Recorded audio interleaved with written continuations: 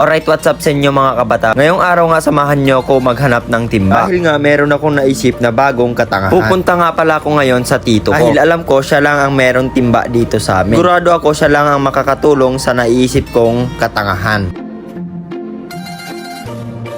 Uwi ko lang guys, galing sa school. Meron lang akong gustong gawin ngayon dahil meron ako napanaginipan kagabi. Basta kailangan ko maghanap ngayon ng timba, drum. Tatanong ko sa tito ko kung meron ba silang ganun. Alam ko meron yun sila. Tara, samahan niyo ako guys. Nakarating na nga ako dito sa bahay ng tito ko. At eto, nakita ko yung anak niya na naglalaro dito sa labas. Tinanong ko ito kung meron ba silang timba na hindi na ginagamit. Ang sagot niya sa akin ay eto. Siguro hindi niya ako naintindihan kaya hindi niya alam kung meron ba silang timba. Kita ko na ang tito ko dito at meron siyang ginagawa kaya hinintay ko muna saglit. Kita nyo, naabala ko pa siya dito mga kabata. Tanong nga ako dito sa kanya kung meron ba siyang timba na hindi na ginagamit. At eto ang sabi niya sa akin. Warax, on drum mo. Aun, ito bodega. Ilan taon? Upat. Upat? So kita on taon no? Dito daw sa loob ng bodega na ito nakalagay yung timba. Eto, pinasok ko na at tiningnan. Ayun drum. Yawn? Oo. Yari guys, yari yung drum. So okay na guys, so nakita-kita drum. Sakto dito mga kabatak, meron siyang 4 na timba na hindi na ginagamit. Tinatanong niya ako dito kung ano ba ang gagawin ko sa mga timba na ito. Sabi ko sa kanya, meron ako na panaginipan kagabi. Yung panaginip na yon, gusto kong gawin sa totoong buhay. Na sana supportahan niyo ako sa mga gagawin kong ito. Hindi ko pa alam kung magtatagumpay ako sa mga naiisip kong ito. Sana hindi ito katangahan. Bahala na kung anong kakalabasan nito. At least sinubukan ko kaysa naman hindi ako magpakatanga, di ba? All goods na to mga timba na ito mga pre. Bale, marami pa akong kailangan bilhin ng mga kagamitan. Tulad na lang ng mga martilyo at mga kahoy. Bibili sana ako ngayon ng mga kahoy kaso sarado na yung bansuhan na ito. Siguro mga kabatak, bukas na lang ako bibili ng mga kahoy. Hanggang dito na lang muna yung video na to mga kabatak at sana wag nyong kalimutan na mag-follow sa bago kong page na ito mga kabatak. Salamat sa inyo. Ngayong araw bibili na kami ng kahoy para magawa ko na ang mga naisip kong mga katangahan. Haha. Lolo nga namin yung nagbebenta ng kahoy dito sa amin mga dahil kabatak. Mabait tayong bata, magbe-bless tayo. Pumili na nga kami ng kahoy na bibilhin namin dito mga kabatak.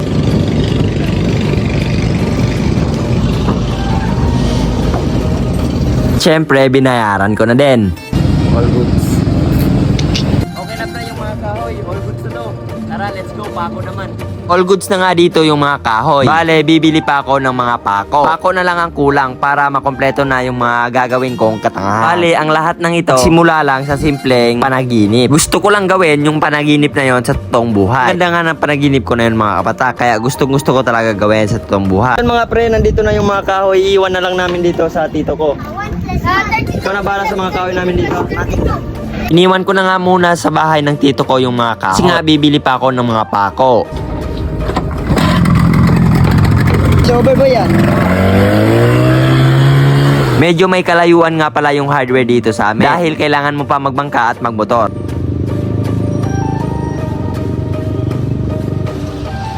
Dito na kami ngayon boy sa hardware. Ano? Pambibili.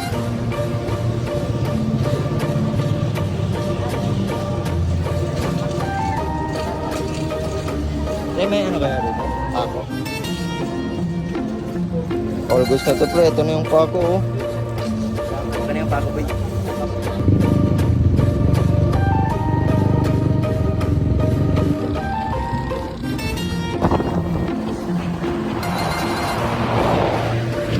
Sabi talaga yung panaginip ko na yun mga kapatid. Siguro mga 1 week ko na yung panaginip. Kaya eto, sinimulan ko na agad para magkatotoo na. Bali, all goods na dito yung mga kagamitan na to mga kapatid. Abangan nyo na lang sa next video ko. Malalaman nyo na kung ano talaga ang gagawin ko. Kaya kung hindi ka pa nakapollow sa akin, mag-follow ka na. Ngayong gabi, magsisimula na kami sa paggawa na etong floating house namin.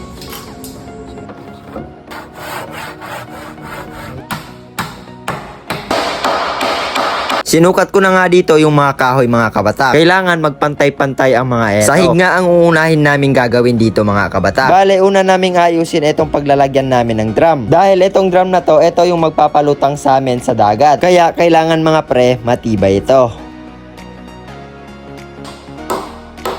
Natutuwa nga ako dito mga kabatak dahil may naumpisahan na agad kami. Dati kasi mga kabatak, pag nagpaplano kami, isang taon na lang ang makalipas, hindi pa nagagawa. Pero sa bagay, hindi naman to lahat nakaplano. Bale, dumaan lang talaga to sa mga panaginip ko. Kaya pag gising ko, naghanap agad ako ng mga timba. Dahil nga yung panaginip na yun, gusto kong gawin sa totoong buhay.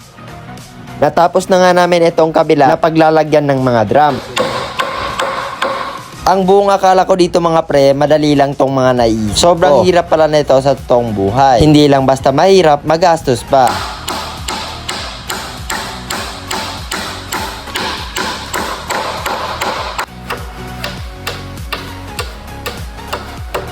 Hindi ko pa alam kung anong kakalabasan ng floating house namin na ito mga kabatak. At sana talaga pag linagay namin ito sa dagat, lulutang ito. Hindi rin kasi biro ang bigat ng mga kahoy na ito. Sana kayanin ng mga drum namin.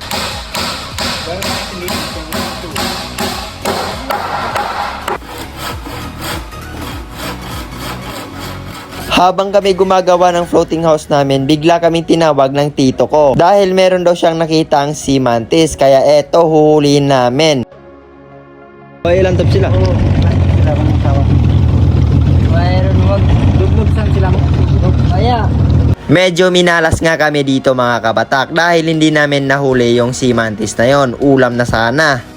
Hindi namin nahuli yung sea mantis na yon, kaya eto, bumalik na kami sa paggawa ng floating house namin. Kaso nagka-problema kami dito mga kabatak dahil naubusan kami ng kahoy. Siguro hanggang dito na lang yung video na to mga kabatak. Nga pala, kung gusto mo magpa-shoutout, mag-comment ka lang sa baba at isa-shoutout kita sa next video ko. Mga pre, hanggang dito muna ito. Hindi pa to kompleto guys, kaya siguro bukas na lang to.